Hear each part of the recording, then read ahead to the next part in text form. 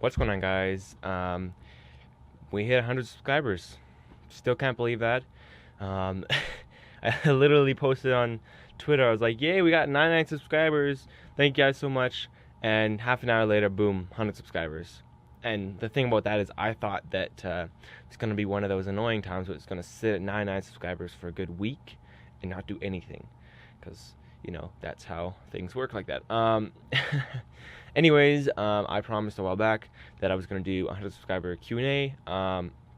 So on that video, you sent me your questions, and there actually being a question just came in like yesterday or 2 days ago. So thank you, whoever did that one. Thank you for that. There's a total of, I think, 7 questions, 3 from YouTube and 4 from Twitter. So thank you guys so much for putting in your questions, and now let's get into answer time. Okay, first question from YouTube. It's from Jason Lynch Films. My question is, what made you become a filmmaker? And also, what is it like to live in Canada? I've always wanted to go there. What made me become a filmmaker? Well, it's hard to say exactly. About 3 years ago, okay, let me back up a little longer. My brother, my older brother, one of my brothers, used to make these slideshows of basically a whole year of photos that we've taken, and he would make them into a slideshow kind of movie thing for our grandparents, because they lived on the other side of the country, basically. So, just to kind of show what our lives were like, because they couldn't visit very often, and then I started getting into that stuff. I'm like, oh, this is really neat. I want to do some of this stuff. And because it's a slideshow, you use transitions between, so you do like fades and cuts and like circle effects and different. Because it's a transition for a slideshow, it doesn't really matter that much.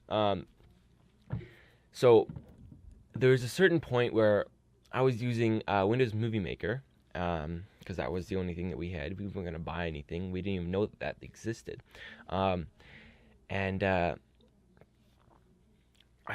discovered this one day. I just discovered that you can cut a video and join it together, and that speeds up the action. You don't have to use a fade effect or a transition to make your video do anything, like to move it along.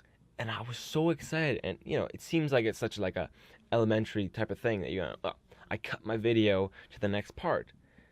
Yeah, but for me, I had never done anything like that before. I'd only ever done, like I said, transitions, as in fade effects, slide effects, things like that.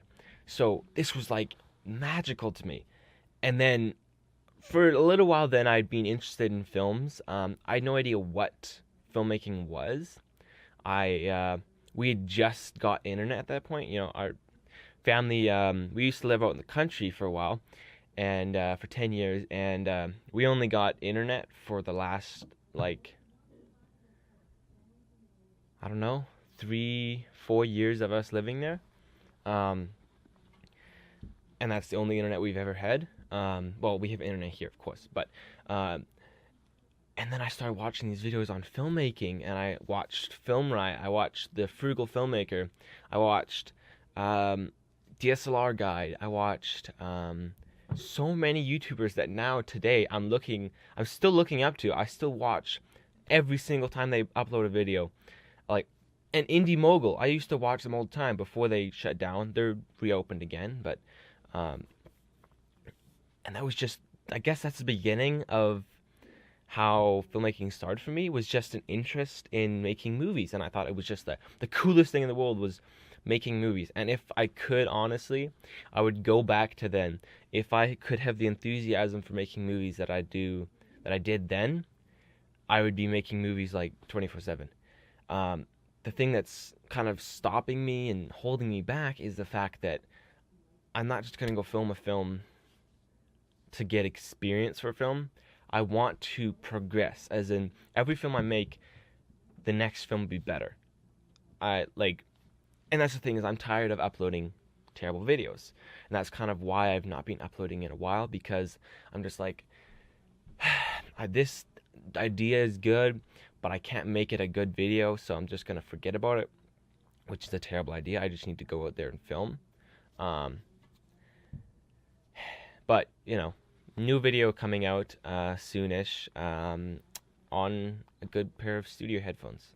Anyways, hopefully that answered your question, how I started filmmaking, and what's it like living in Canada? I always wanted to go there. Well, you're gonna get early snow. We had snow 2 weeks ago. We have a little bit of snow still out there. It's not gonna stay right now. It's probably gonna leave us for a little bit, and then we'll get a little bit of nice-ish weather, and then it'll go and dump on us a bunch of snow again. So it's overall in Canada, I think it's great. I would say right now Canada's doing pretty good for the fact that it's doing better than the US right now, just because of all the stuff that's going on there. Anyways, it's probably out of my league. Anyways, next question. This question is again from YouTube. It's from Harv's Gameplay, actually a friend of mine. His question is, my question is, what are your goals for the channel? Where do you want to go? Where do you want it to go?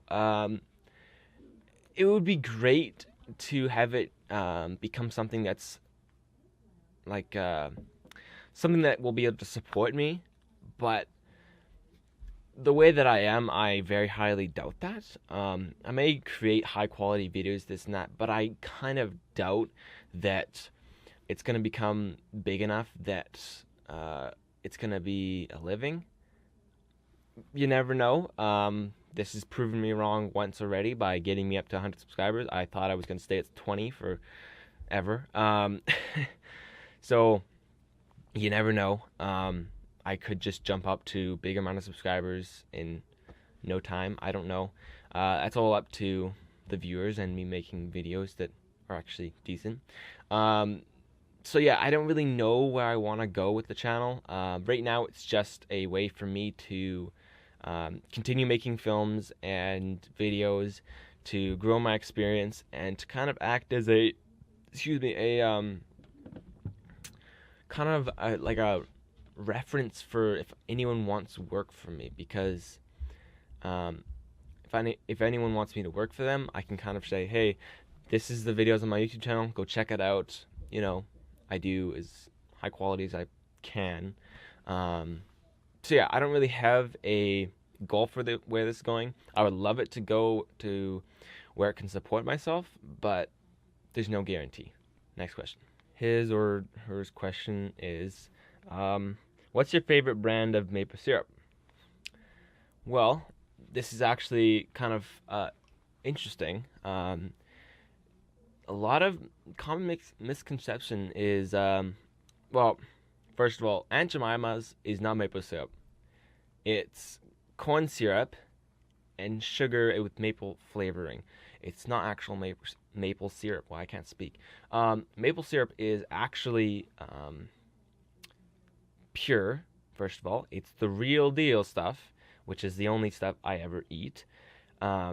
Except, of course, when they go to restaurants and then they serve Aunt Jemima's, which makes no sense because you're in Canada, so why the heck are you doing that? Actually, let me go get a bottle of real maple syrup. Okay, so this is real maple syrup. We like ours from Kirkland, Kirkland Signature. Nothing of this is sponsored, just gonna say that. They wouldn't sponsor me over maple syrup, I don't think, anyway. So, basically, it's kind of our favorite, I guess. You can get good maple syrup in like a glass bottle. There's a bunch of different brands, but so far we really like Kirkland, Canada Grade A maple syrup. It's all natural, and if you see the ingredients, you can't see that. You can't see it. It says ingredients, pure maple syrup. That's the only thing in there. That's the only thing that will ever be in there. So, to answer your question, my favorite type of maple syrup is the real stuff. So yeah, next question. Okay, our fourth question is from Sam from Stunios on Twitter, and his question is, if you could work in any film franchise, example, 007, Batman, MCU, etc., what would it be? Any film franchise. Wow, I cannot speak. What's with English today? Any franchise.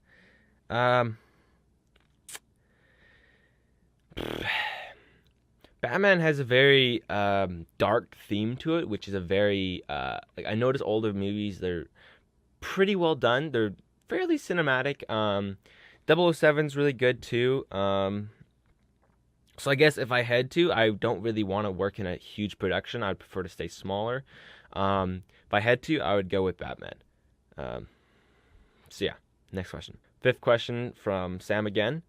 He says, biggest problem when filming?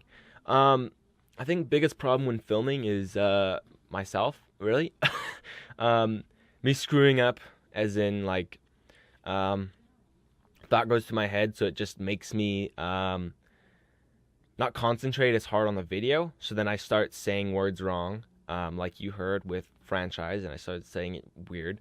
My English is, I guess, not perfect. I don't know what that's supposed to mean, but everyone has their own problems with speaking. Biggest problem with filming is myself, I would say. That and getting proper lighting. Like right now, my lighting setup is, there's a light up here, which is like a kind of a dome light. It's a nice one. And then I have a flashlight sitting on top of the camera as a filler, because this light is spreading light down, so it'll create some dark shadows underneath my eyes, which I really don't like. And the lighting setup that I have right now is not perfect by any chance.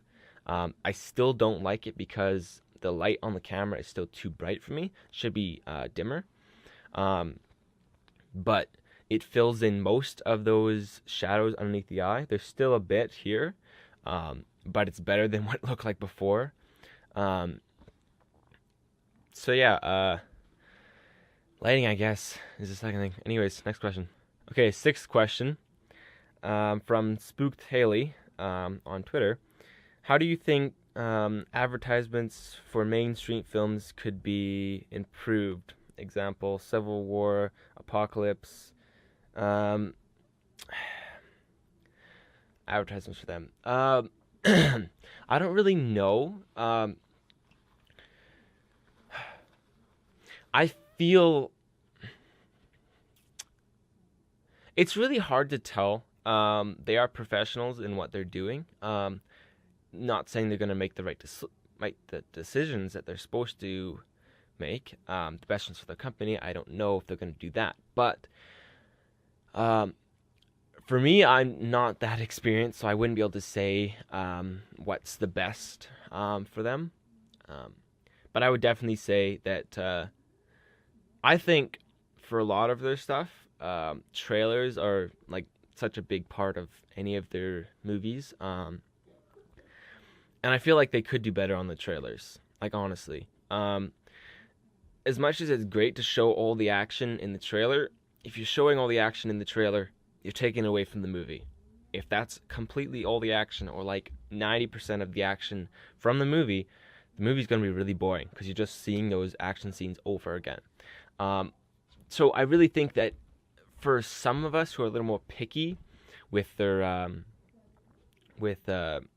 kind of the side of inspecting their trailers and kind of saying, well, I don't know if this movie's going to be good or not by the trailer, then you should really put more work into the trailers for those of us who are a little pickier. And I know that a lot of people, even who are not filmmakers, really, they're kind of in the movie not inspecting, but movie business, so they kind of inspect the trailers and go, oh, you know, movie critics, that's what I'm trying to say. Well, I don't know why I said it like that, but movie critics, they're gonna have they're gonna have a problem with a lot of trailers nowadays because there's so much action in them, and like actually so little story that I don't get why big budget films do that. Like, you are professionals. You should be showing that you need a good story, this and that. And all you're doing is like action, gunfights, explosions. Like, not everyone's Michael Bay, and not even Michael Bay can get away with that stuff. Like, come on.